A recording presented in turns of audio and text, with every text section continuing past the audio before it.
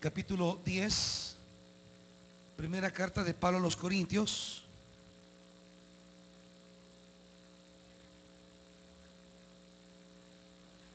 Tomaremos el capítulo 10 y leeremos el versículo 14.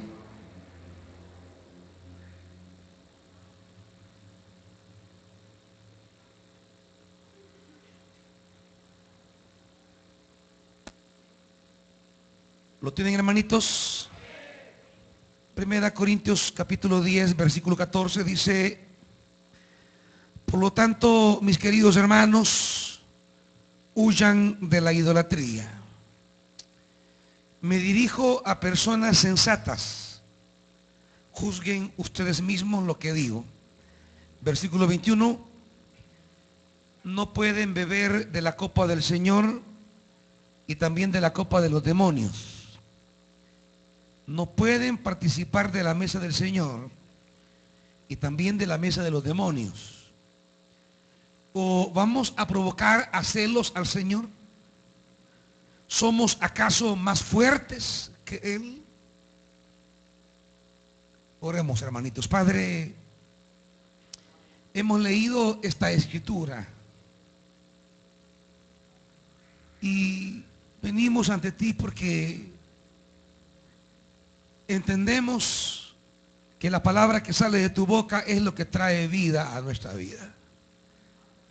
Por tanto, queremos rogarte en el nombre de Jesús que tu Santo Espíritu pueda mover esta escritura y traernos palabra viva al corazón.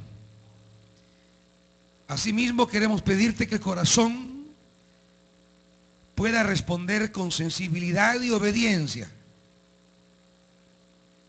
a fin que nuestra vida pueda experimentar los resultados productivos de tu palabra sobre nuestra vida. En el nombre poderoso de Jesús, háblanos, Dios. Amén. Siéntense, hermanitos.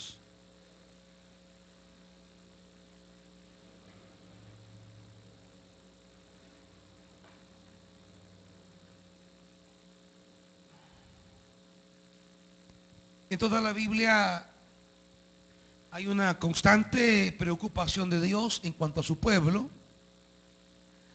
Y es tan grande esa preocupación que cuando se transfiere al pueblo de Dios la voluntad de Dios en el código, particularmente los 10 mandamientos, justamente lo primero que aparece como la voluntad expresa de Dios es: yo soy Jehová tu Dios, no tendrás otros dioses fuera de mí. El llamado de parte de Dios a evitar que el corazón del pueblo se incline por una realidad distinta a Él es como lo más preocupante de parte de Dios. No tendrás dioses ajenos delante de mí. Es diríamos, la preocupación suprema de Dios. No es que Dios tenga alguna especie de miedo a la rivalidad. No es que Dios tenga temor a la competencia. Es que Dios tiene una, diríamos, preocupación por su pueblo. Dios ama a su pueblo. Dios anhela lo mejor para su pueblo. Y Dios tiene la completa certeza que lo mejor para su pueblo está en Él. Que lo mejor para su pueblo, miren, esto es como el Padre. No es que el Padre tenga temor que el hijo pueda hallar algún rival a su amor, o que la madre pueda pensar que hay un rival a su amor. Cuando un padre o una madre aconseja a sus hijos, es porque ellos saben y ellos quieren que sus hijos estén con ellos, apegados a ellos, porque saben que ellos siempre procurarán el bien para sus hijos. Cuando un padre le dice a su hijo: hijo, tened cuidado con fulano, tened cuidado con esta relación, tened cuidado de no ir a tal lugar, tened cuidado, hacer caso en esto, hacer caso en lo otro, hijo, escúchame, hijo, atendeme. No es que Dios, que el padre tenga algún tipo de celos a la rivalidad.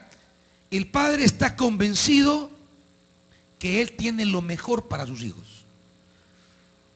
Y lo que el padre quiere evitar es que el hijo se aventure en algo que no le traerá provecho, y aún peor, en algo que le traerá daño. Lo que el padre no quiere es que el hijo se aventure en un sendero en el cual saldrá lastimado, herido, en el cual puede salir afectado. Cuando el padre le dice que le escuche, que le atienda, que esté junto a él, que le haga caso, el único interés del padre es que el hijo o la hija entienda que su bienestar está en estar cerca de él. Cuando Dios habla de eso: no tendrá dioses ajenos delante de mí, no es que Dios le tenga miedo a otro Dios. No es que Dios no tenga la capacidad de rivalidad contra algún ídolo. No es que Dios tenga miedo que algún Dios sea más grande que él. De ninguna manera. Lo que sucede es que si Israel se encamina en ir en pos de otro Dios, Dios sabe que esos dioses terminarán acabando con Israel. Dios sabe que esos dioses le engañarán, le mentirán, le quitarán, le robarán, lo esclavizarán y lo volverán a la situación anterior en que estaban en Egipto.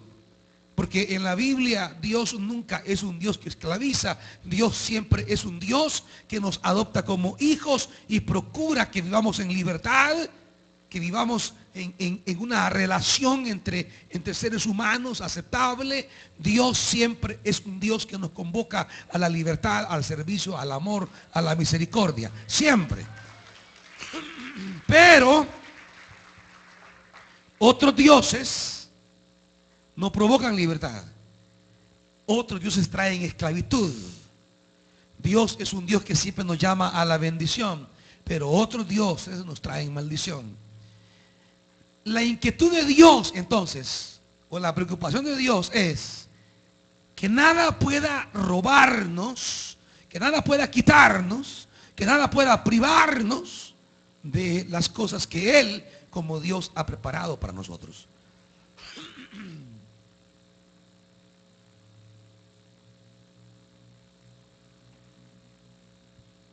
Dios sabe que otros dioses solo traerán ruinas sobre nuestra vida.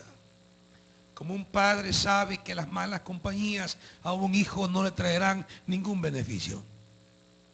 El padre sabe que ese amigo que fuma, toma, se droga y anda en malos caminos no le traerá ningún bien a su hijo.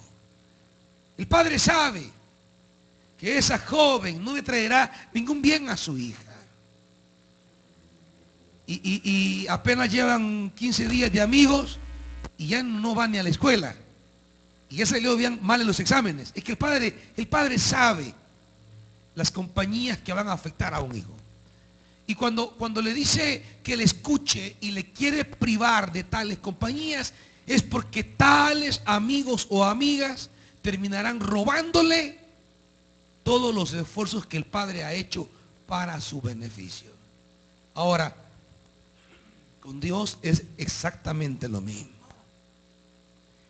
En el versículo 14 que hemos leído, esto es una conclusión.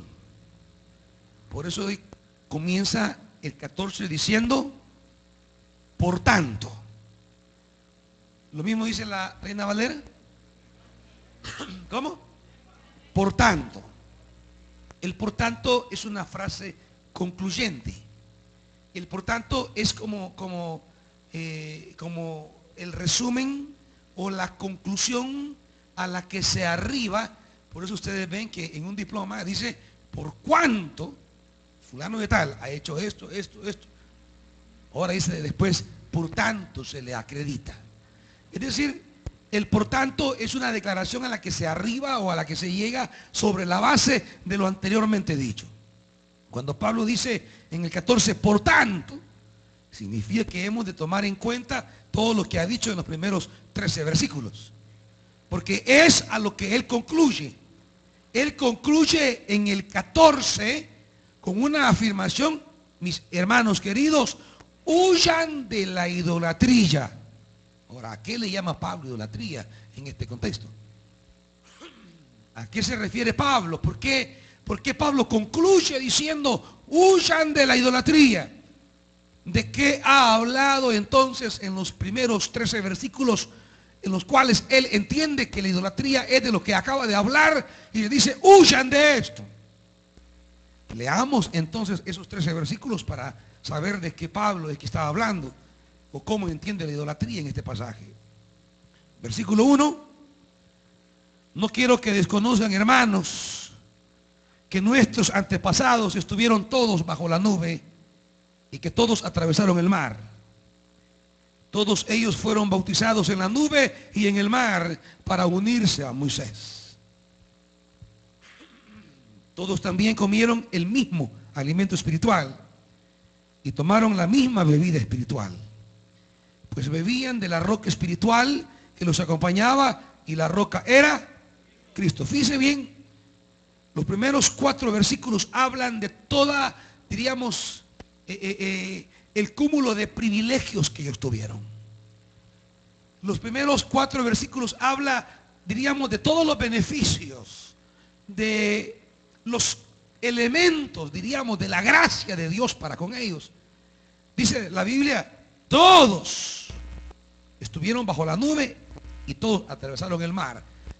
Significa, todos estuvieron bajo la protección divina y todos salieron de Egipto, atravesaron el mar y se encaminaron hacia la tierra. Es decir, participaron de la cobertura divina. Fíjese bien, lleve la idea que Pablo está expresando. Todos, ancianos, hombres, mujeres, niños, niñas y aún su ganado. Porque Dios, cuando se preocupa por nosotros, se preocupa por todo. Por todo. No solo por los seres humanos, sino por los bienes del ser humano. No solo por la vida humana, sino por todo el entorno de la vida humana. Porque Dios no está preocupado solo por el individuo, sino por todo el entorno, lo que forma los componentes de la vida humana, la materialidad, la bendición, o sea, su salud, sus bienes, su casa, su negocio, su comercio, su empresa. Dios no solo ve al individuo aislado, sino en el entorno, y ahí quiere bendecirlo con todo. Por eso, cuando usted ve que envía a Jonás a predicar a Nínive, Dios le dice, ¿acaso no hay ahí 180,000 almas? Y animales y bueyes, dice.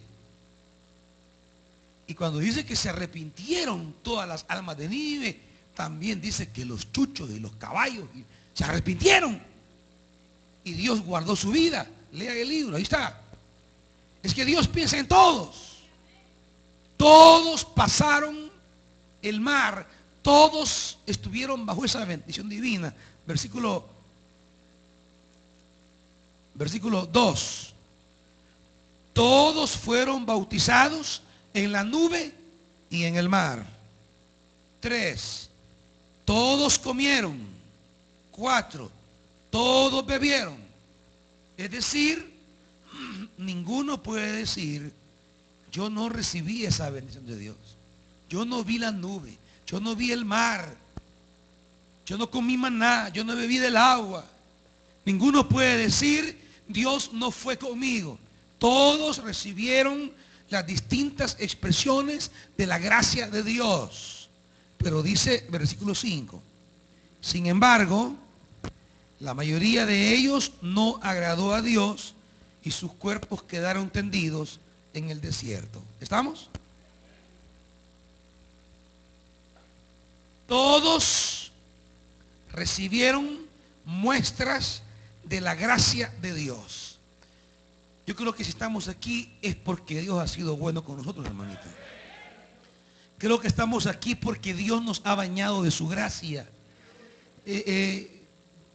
Si yo alabo y sirvo a Dios, si mi corazón siempre vibra el anhelo de servirle, de predicar su palabra, de enseñar y de trabajar y de preocuparme por la sanidad espiritual de la iglesia y de trabajar duramente, es por una sola razón, hermanos.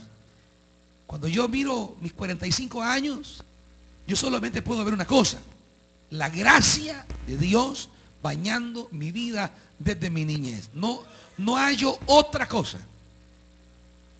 Veo hacia atrás, comienzo a recordar tantas cosas que pasaron en mi vida, momentos, situaciones, aflicciones, horas donde estamos en el pozo más profundo. Creo que etapas de la vida donde uno está pero así, en el abismo, donde uno está en el pozo y no mira la manera de cómo va a salir. Y de repente uno mira la mano poderosa de Dios sacándonos del pozo de la desesperación, poniendo nuestros pies sobre roca. Yo creo, amados hermanos, que una de las cosas que tengo muy clara y definida en mi vida es que yo le sirvo porque su gracia ha sido vasta para conmigo. Su gracia ha sido abundante, desbordante, generosa. ¿Cómo? ¿Cómo voy a dejar atrás? ¿Cómo voy a abandonar al único que diríamos que en la hora adversa de la vida es el único que me tendió la mano y nos puso sobre tierra firme? La gracia de Dios es lo que me mueve a servirle. La gracia de Dios es lo que nos impulsa a trabajar para Él. La gracia de Dios es que si yo pudiese contarles tantos episodios de mi vida en los cuales la gracia intervino, la compasión y la misericordia se hicieron presentes, situaciones y momentos en los que su bondad fue abundante para conmigo, y el reconocimiento de esa gracia me hace servirle todos los días de nuestra vida. Eso es lo que vivieron ellos aquí. Pero ¿qué ocurrió? Aunque vivieron la gracia de Dios, ¿qué pasó con ellos? Ellos, ¿qué dice? No agradaron. Aquí está la gracia de Dios, pero ellos no agradaron a Dios. ¿Y cuál es el resultado? Quedaron tendidos en el desierto.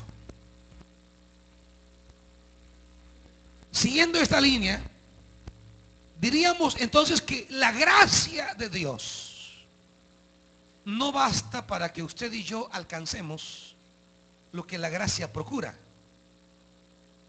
Porque la gracia es la intervención libre, amorosa de Dios para provocar una realidad en nosotros que nos permita avanzar hacia la tierra que Él tiene para nosotros.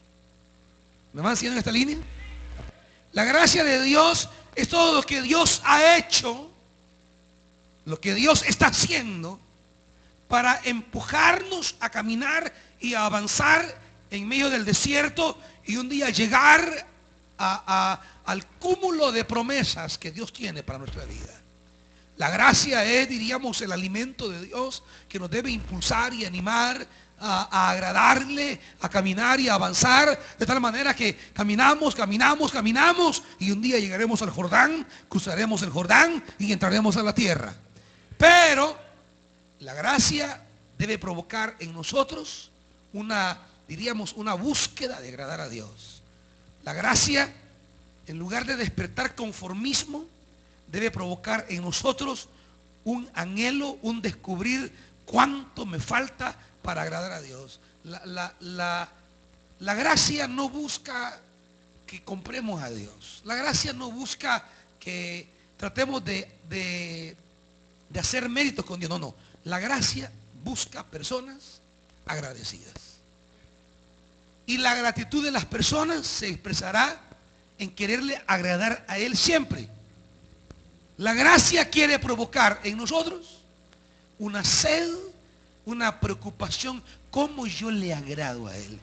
¿Cómo yo le busco ser agradable a Dios? Es la gracia. La gracia quiere provocar eso en nosotros. Pero en estos que salieron de Egipto, ¿qué dice la Biblia? No agradaron a Dios. Resultado, quedaron tendidos en el desierto. Disfrutaron la gracia, pero no quisieron agradar. Y este es el asunto de la idolatría. La idolatría nos lleva a la pérdida de lo que Dios ha preparado para nosotros. Ahora, pero sigue siendo la pregunta: ¿y qué es la idolatría entonces? Sigamos leyendo. Versículo 6. Todo esto sucedió para servirnos de ejemplo, y aquí comienza Pablo a explicar, a fin de que no nos apasionemos por lo malo como lo hicieron ellos. Versículo 7. No sean idólatras como lo fueron algunos de ellos. Según está escrito, se sentó el pueblo a comer y a beber y se entregó al desenfreno. Versículo 8. No cometamos inmoralidad sexual como algunos lo hicieron, por lo que en un solo día perecieron 23,000. Tampoco pongamos a prueba al Señor como lo hicieron algunos y murieron víctimas de las serpientes.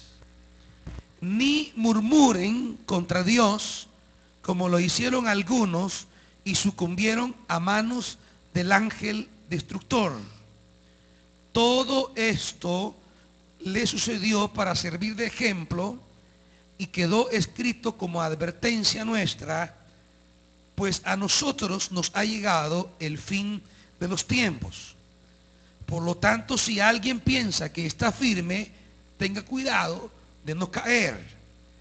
Ustedes no han sufrido ninguna tentación que no sea común al género humano, pero Dios es fiel y no permitirá que ustedes sean tentados más allá de lo que puedan aguantar. Más bien, cuando llegue la tentación, Él les dará también una salida a fin de que puedan resistir. Por tanto, y ahí entra y dice: mis queridos hermanos, huyan de la idolatría. Y entonces, ¿qué es lo que vamos a entender como idolatría en todo lo que Pablo ha dicho? Él ha dicho que no nos apasionemos por lo malo en el 6. Vaya viendo todos los elementos y subraya esa frase: no nos apasionemos por lo malo. No sean idólatras. Como dice, el pueblo se sentó a comer y se entregó al desenfreno. 8. No cometamos inmoralidad sexual. 9. No pongamos a prueba al Señor. 10.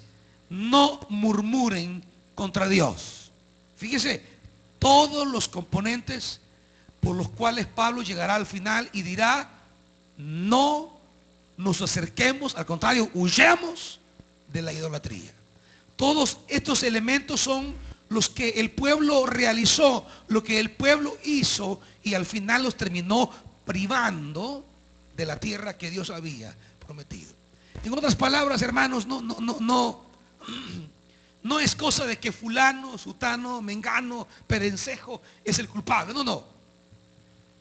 Siempre detrás de las justificaciones que hacemos de por qué nos apartamos de Dios, siempre hay un estilo de vida que se ha apartado de Dios. Siempre. Cuando usted se aleja de Dios, cuando usted ya dejó e interrumpió su comunión con la iglesia, con el servicio, con la adoración, con el servir y seguir a Dios, es porque ya había empezado antes un estilo de vida en el cual rompió su comunión con Dios.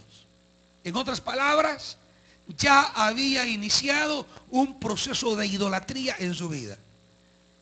Entendiendo en este pasaje la idolatría, el hecho que nosotros pongamos sobre una, diríamos, realidad distinta a Dios, pongamos nuestra alegría, nuestra confianza, nuestra esperanza y optemos por tomar un camino completamente distinto al que Dios nos ha marcado como el camino para llegar a la tierra. Cuando nosotros entramos en ese, diríamos, contubernio, en esa mezcla, en esa relación de querer mezclar a Dios con prácticas nuestras que niegan a Dios, allí es cuando hemos entrado en la idolatría. El problema de Dios es nuestra idolatría. El problema de Dios es, por ejemplo, vaya conmigo al primer libro de Reyes. El problema de Dios con nosotros es este, miren, hermanitos. Primer libro de Reyes. Por eso Dios siempre quiere purificar a su pueblo, para que su pueblo lo siga solo a Él, lo ame solo a Él, lo adore solo a Él. Porque en la medida que comenzamos a mezclar a Dios con nuestras propias ideas, con nuestros propios deseos, con lo que a mí me gusta, con lo que yo quiero, con lo que a mí me interesa, ahí entramos en ese problema. Dice primer libro de Reyes, capítulo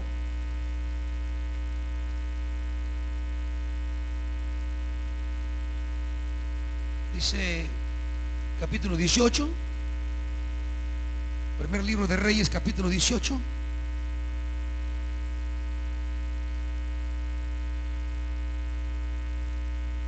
Versículo 16.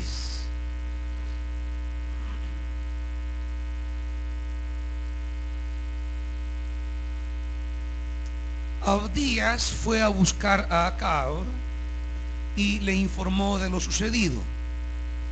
Así que este fue al encuentro de Elías. Y cuando Acab lo vio, le preguntó: ¿eres tú el que le está causando problemas a Israel? Y Elías le responde: no soy yo quien le está causando problemas a Israel. Quienes se los causan son tú y tu familia. ¿Por qué, hermanitos? Porque han abandonado los mandamientos del Señor y se han ido tras los Baales. 19. Ahora pues convoca de todas partes al pueblo de Israel para que se reúna conmigo en el monte Carmelo con los 450 profetas de Baal y los 400 profetas de la diosa Acera que se sientan a la mesa de Jezabel.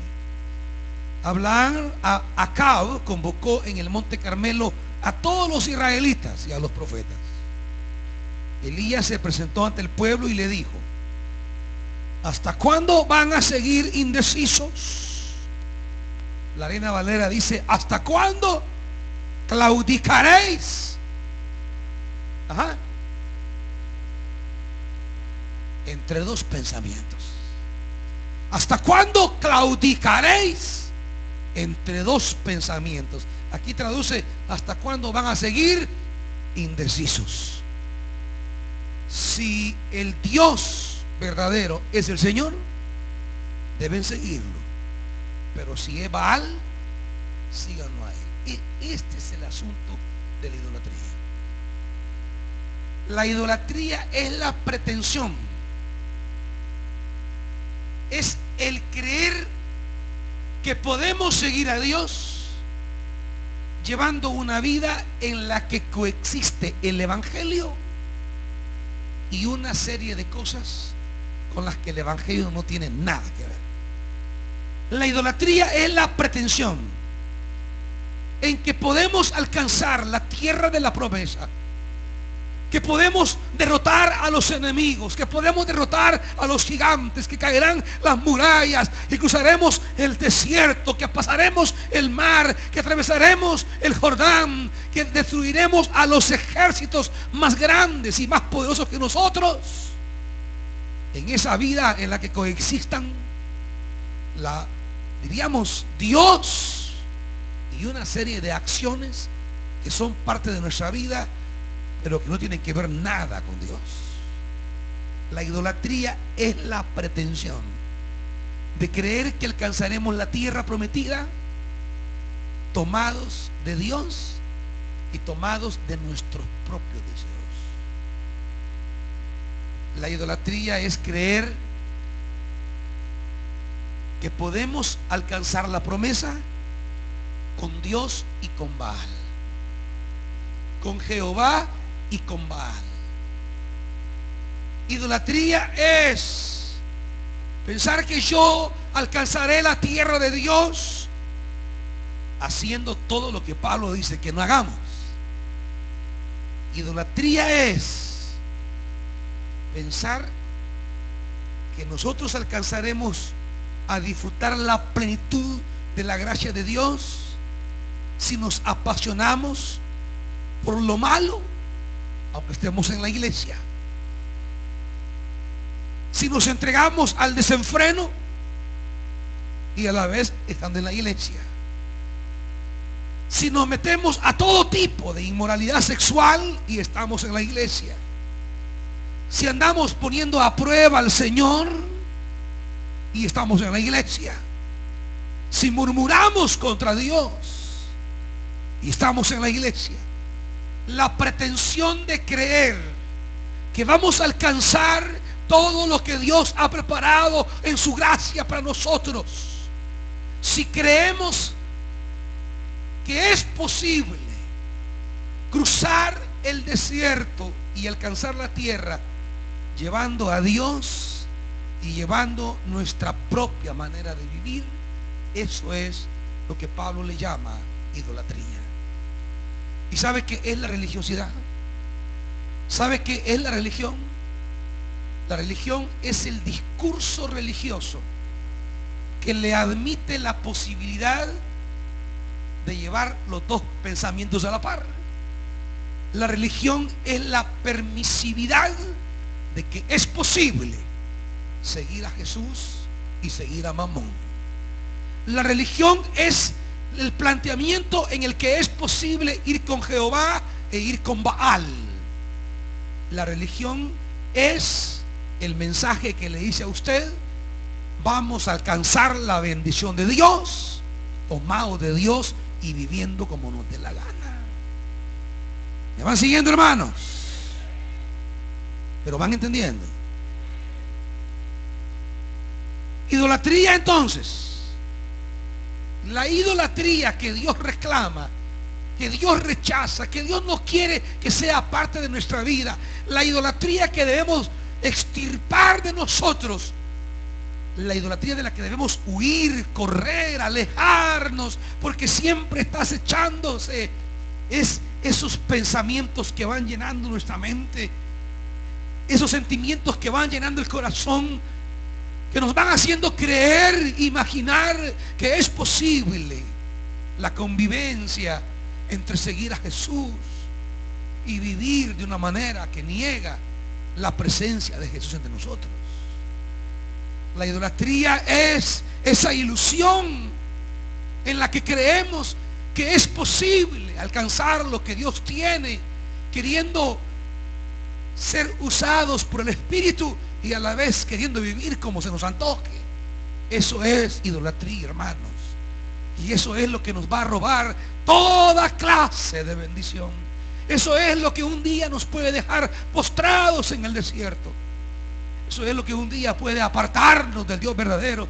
Eso es lo que un día nos apartará de las bendiciones divinas. Por eso, hermanos, cuando el Santo Espíritu y la buena palabra de Dios iluminen el corazón y nos revelen algún pensamiento idolátrico, nos muestren alguna acción idolátrica de parte nuestra, creo que debemos aprender a buscar a Dios y a decirle que extirpe todo tipo de idolatría en nosotros, porque esa es la idolatría que nos aparta del Dios vivo y de lo que Dios vivo ha preparado para nosotros, hermanos. Quiero solo que veamos unos pasajes rápidos de los que menciona Pablo y dice el libro de Números, cuando habla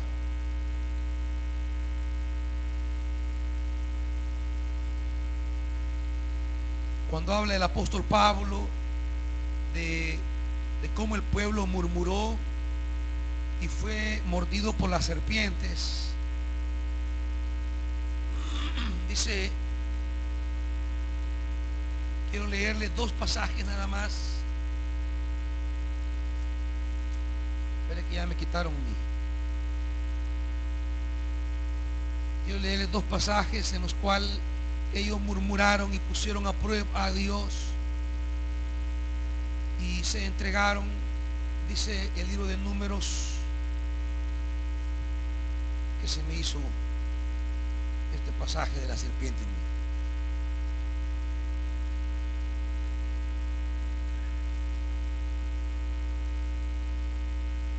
Capítulo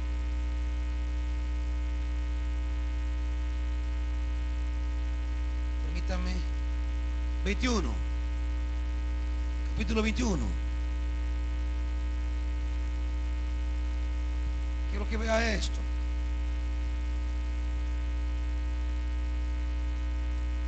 Capítulo 21 de Números, versículo 4. Los israelitas salieron del monte Or por la ruta del Mar Rojo, bordeando el territorio de Edom. Y oiga esto, en el camino que les pasó, en el camino como dice la Reina Valera, se desanimaron. Oiga eso, la Reina Valera dice: en el camino se desanimó Israel.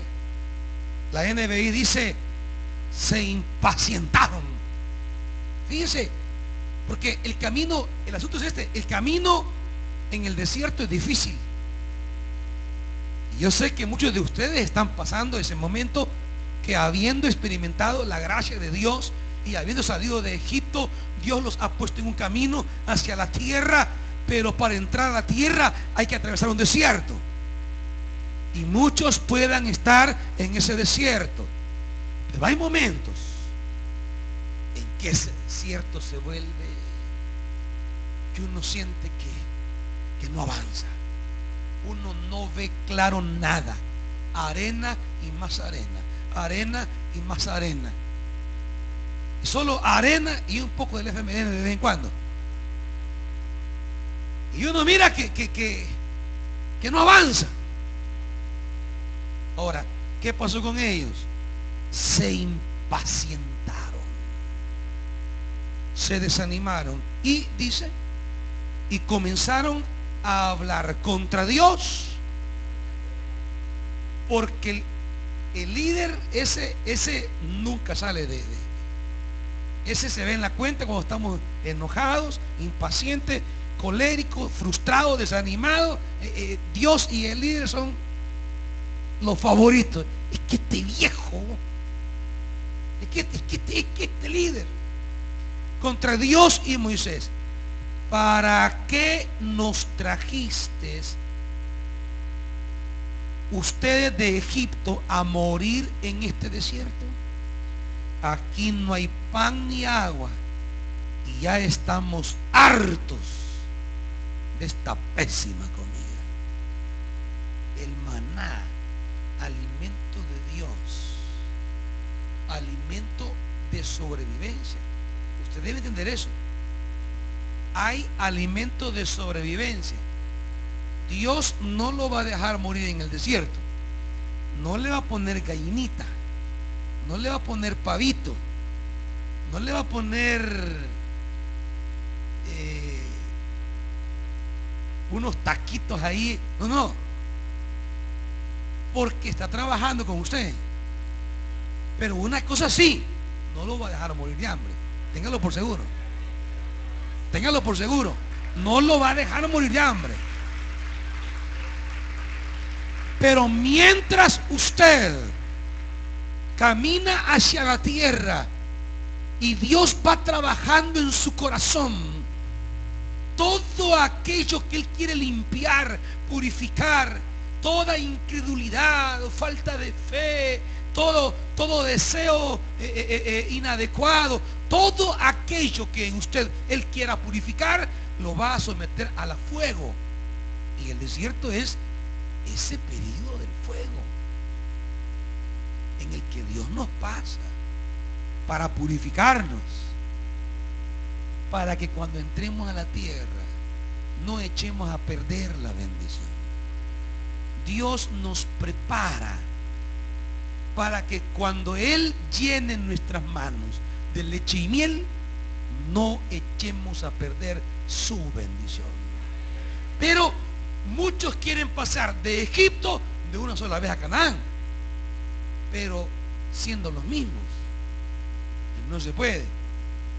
Dios quiere pasarlos de Egipto a la tierra prometida, pero quiere cambiar cosas de sus pensamientos, quiere cambiar cosas de su corazón, quiere modificar realidades internas ahí, porque si pasamos de una sola vez a esto, es posible, hermanitos, que solo arruinar lo que Dios tiene. Es como mucha gente, usted ve cuánta gente le pide a Dios: Señor, es que yo quiero esto, es que yo quiero esto, es que yo quiero esto. Dígame bien, lo que usted está pidiendo, Dios se lo va a dar. Pero entienda una cosa: lo que primero lo va a hacer pasar no tiene nada que ver con lo que lo está pidiendo. Lo va a hacer pasar desierto. Usted debe decir: ¿por qué te pido abundancia de pan? Te pido provisión completa. Mira, tortilla con sal me das.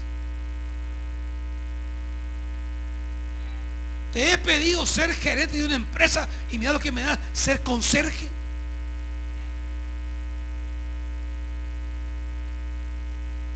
Y usted dice: ¿por qué pues? Es que, hermanos,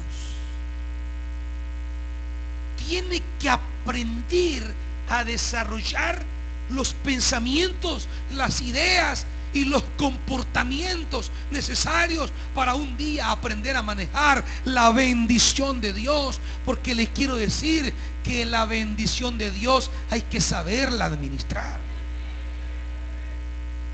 La bendición de Dios hay que saberla cuidar. Mire usted las personas que de repente les llega, se hacen locos. Recibieron tanto y lo desperdiciaron. ¿Y qué se hizo? Todo lo que recibí, no hicieron nada.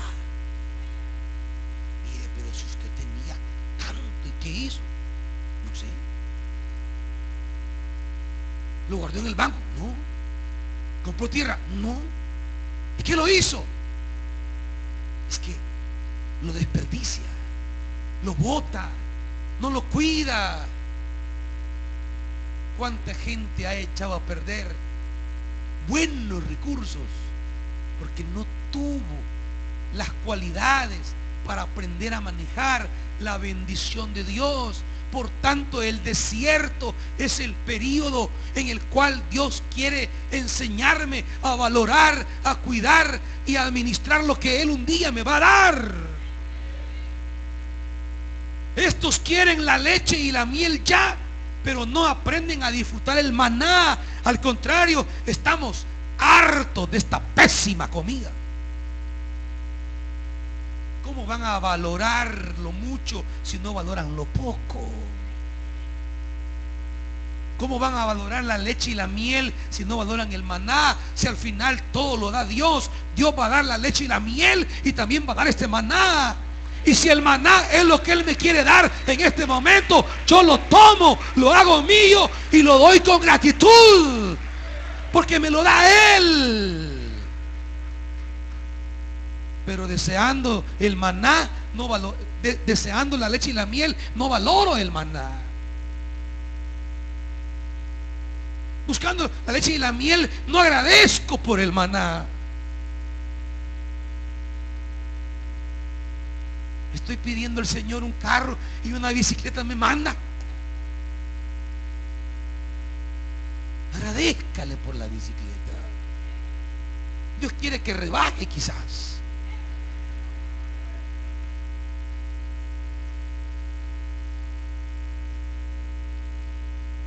Que no gaste en gasolina, que se agarre de la 38 y venga ahí en la bicicleta. Mientras no aprendamos a ser agradecidos en lo poco que Él nos bendice, ¿cómo un día vamos a agradecerle todo lo que nos va a dar, hermanos? ¿Cómo? Si no le agradecemos en lo poco, ¿cómo le agradeceremos un día en lo mucho? ¿Sabe qué es lo que nos pasa? Lo que nos va a pasar es que si no agradezco en lo poco, mucho menos en lo mucho, y en lo mucho me voy a hacer loco.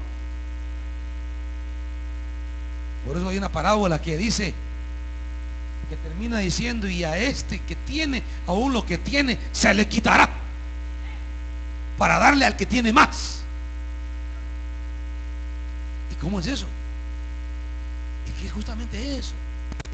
Si no aprenden ni manejar el poquito que Dios le da, y lo desperdicia, lo bota, no lo valora, no agradece, no lo usa para el reino, no lo usa para su familia, no lo usa para su bien, sino que ese poquito lo usa aún para servir al diablo, Dios se lo va a quitar, pues, y se lo va a dar a aquellos que están usando bien las cosas para el reino de Dios. Estos murmuraban: ¿por qué nos sacaste de Egipto para venir a morir en este desierto? Aquellos: y yo, ¿qué estoy haciendo en esta iglesia? Si hoy que me he metido con Cristo, ni para hartarme tengo. Y antes que yo andaba robando, poniendo, renteando, quitando cadenas, no me faltaban mis 100 billetes en la bolsa. Solo me subía a un bus y arreglaba el día. Solo me echaba un bailecito y arreglaba el día. Un tirito y todo lo arreglaba. Y ahora estar aquí en el Evangelio, qué crisis. Hasta la luz me quieren cortar ya. Es esa justamente la tentación de esto. ¿Por qué nos ha sacado para morir en este desierto? Es que Dios nos los ha sacado para morir. Miren, todos los que salieron, toditos hubieran entrado, toditos. Nadie iba a morir en el desierto, nadie. Porque Dios no nos saca para morir, nos saca para vivir.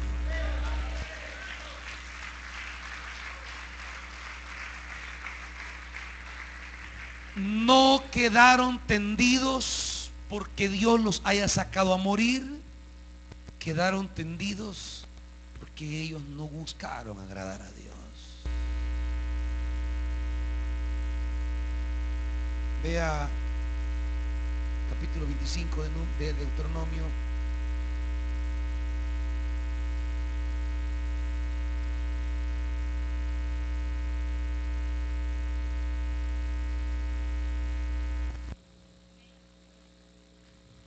Dice: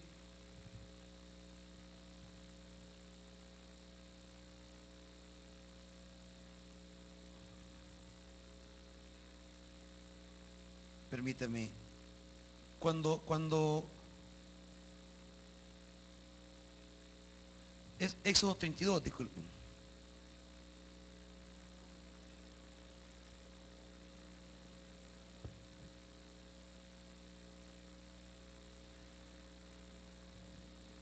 Miren este escenario del llamado becerro de oro.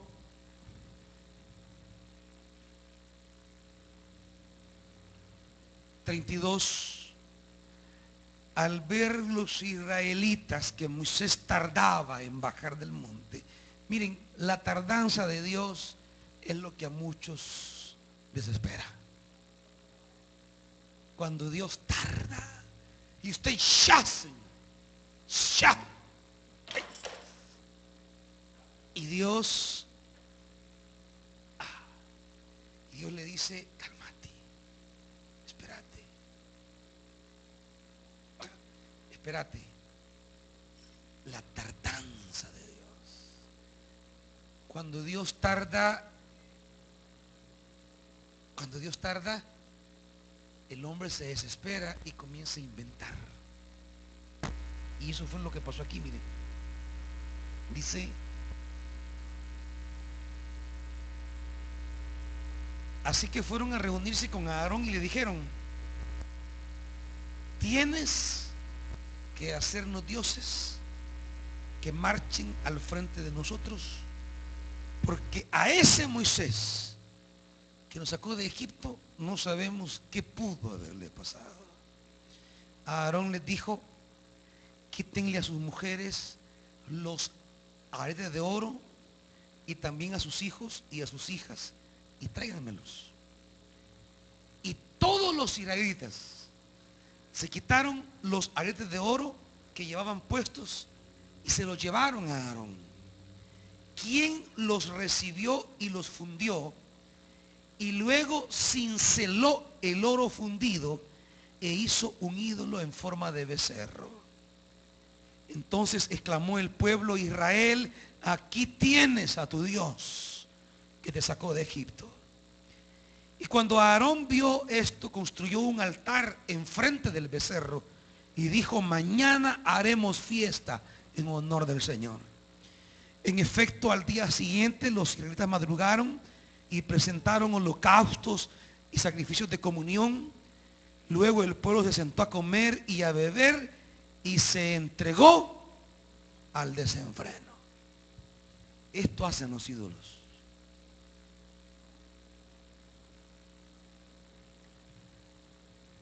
No sabemos qué pasó con Moisés. Y aquí no tenemos claro el camino. Haznos dioses, queremos verlos, tenerlos, tocarlos. La desesperación inventa tonteras. En la desesperación usted oye a los amigos, hey, echemos el último tirito, hombre. Hey, venite, vamos a hacer un trabajito por ahí. La desesperación nos hace tomar caminos equívocos. En la desesperación de no ver claro, cuánta gente comete el error de tomar la idolatría como opción. Cuánta gente comete el error de regresar, de dejar a Dios, porque no vemos claro, no sabemos, no tenemos claro el camino, se nos ha nublado, no miramos nada. Y allí comenzamos a inventar cosas. Y claro, no voy a hacer para esto, no voy a hacer que para hacer un ídolo que todo mundo contribuyó. Les aseguro que si Aarón dice, vamos a recoger una ofrenda para el Señor, nadie saca nada. Pero como le dijeron, vamos a hacer un becerro, aquí está el arito, la pulsera, la patera, la que ve en la pata, pues, aquí va la cadena y aquí va la naricera, la orejera, la cejera, porque pues sí, como andan aquí también hasta ahora en la ceja, el montón de gancho, ¿va? Y cada quien comenzó a sacarse sus bienes y dárselos a Aarón para que los deshaciera, los fundiera y construyeran el ídolo. Esa es la lógica del ser humano. No, si no, mírelo usted, diga, cuando andaba en el mundo, dígame cuánto le ofrendó al diablo usted. En el mundo, dígame cuánto le ofrendó al mundo. Al bar, al chupadero, a la cantina, al babalú, al tío San, al sancocho. ¿Cuánto de dinero iba a dejar ahí, pues? Hasta usted se iba a ¿cómo se llama? Cuando van a dejar algo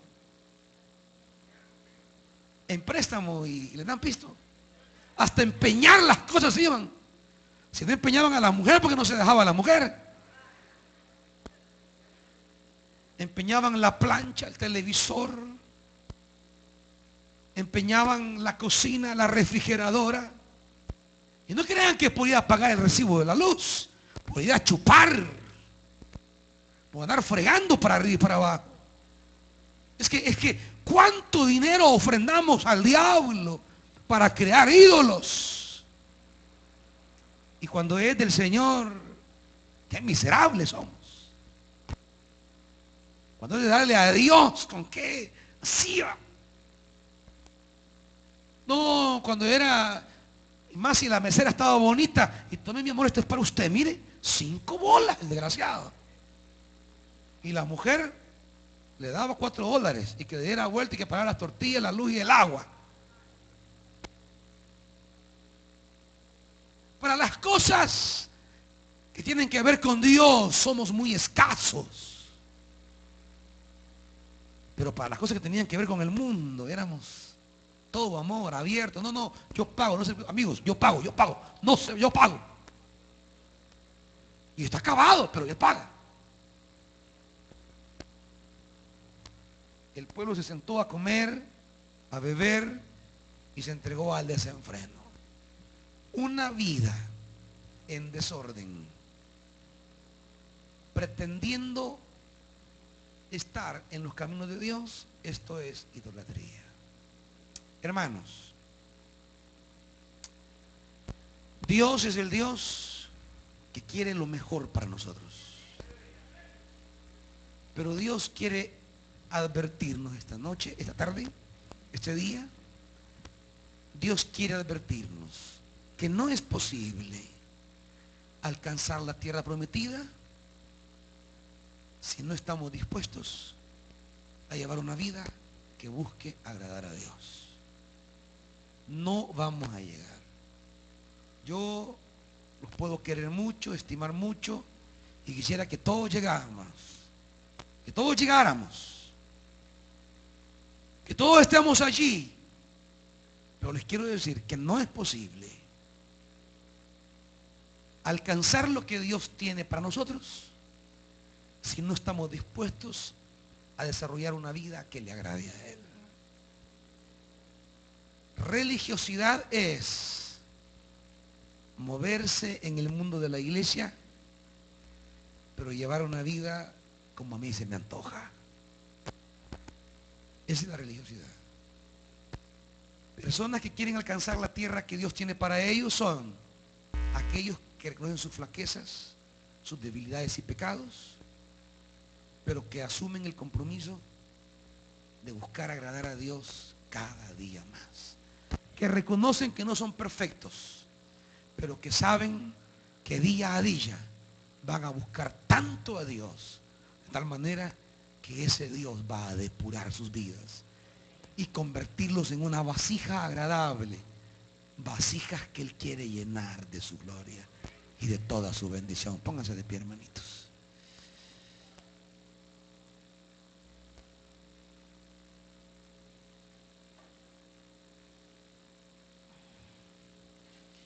Idolatría es el conformismo de servir a Dios y al diablo. Espiritualidad es la búsqueda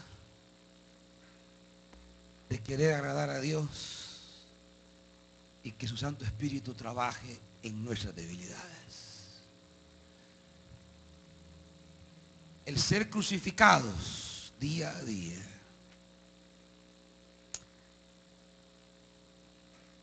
No sé cuánto hay de idolatría en nosotros,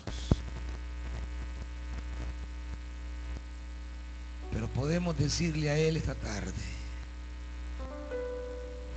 que el fuego de su Espíritu nos purifique, que limpie pensamientos, que limpie sentimientos y que limpie acciones, que